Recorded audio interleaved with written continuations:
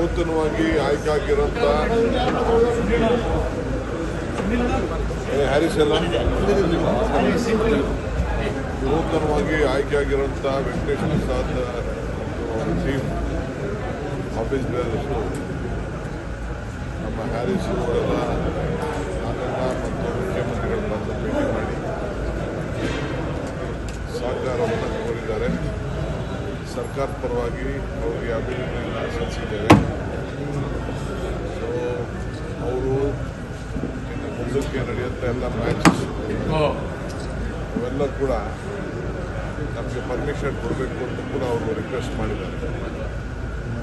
So chief minister ನಾನಿಬ್ಬರು ಮಾತಾಡಿ ನಾಳೆ cabinet ಇದೆ, ಕ್ಯಾಬಿನೆಟಲ್ಲಿ ಕೆಲವು ಡಿಸಿಷನ್ಸ್ನ ಈ ವಿಚಾರದಲ್ಲಿ ತೆಗೆದುಕೊಳ್ತೀವಿ ಅಂತೇಳಿ ನಾವು ಭರವಸೆ ಕೊಟ್ಟಿದ್ದೇವೆ.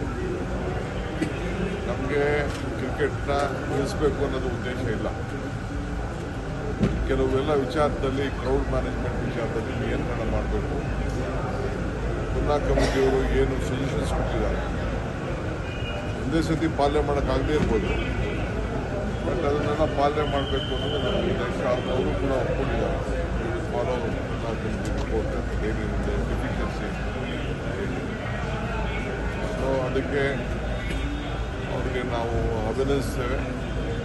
ನಮ್ಮ ರಾಜ್ಯದ ಗೌರವ ಸ್ವಾಭಿಮಾನ ಏನಿದೆ ಅದಕ್ಕೆ ಒಂದೇ ರೀತಿಯಲ್ಲಿ ಎಲ್ಲ ನಮ್ಮ ಕ್ರಿಕೆಟ್ ಅಭಿಮಾನಿಗಳಿಗೆ ನಾವು ಕೂಡ ಸ್ಪಂದಿಸಲಿಕ್ಕೆ ನಮ್ಮ ಸರ್ಕಾರ ಬದ್ಧವಾಗಿದೆ. So I wish all the new team great successful innings. Right better and the new team under the leadership of Venkatesh Prasad and Srinath, all of them won the match. For us, state is very much important. All the cricketers, the fans are more important. But we have advised them that tomorrow we'll have a cabinet meeting. They have requested for the permissions for the. We don't want any matches to go out of Bangalore. Maybe IPL or any matches. We don't want to go to Bangalore. So we have extended. We said that tomorrow we will discuss in the cabinet and we will let them know. But they have assured us that they are going to look into the whatever the report is there. So anyway, on behalf of the government of Karnataka, we wish them all the best. So let them work together for the betterment of cricket. And we have sent them a few more stadiums on the way.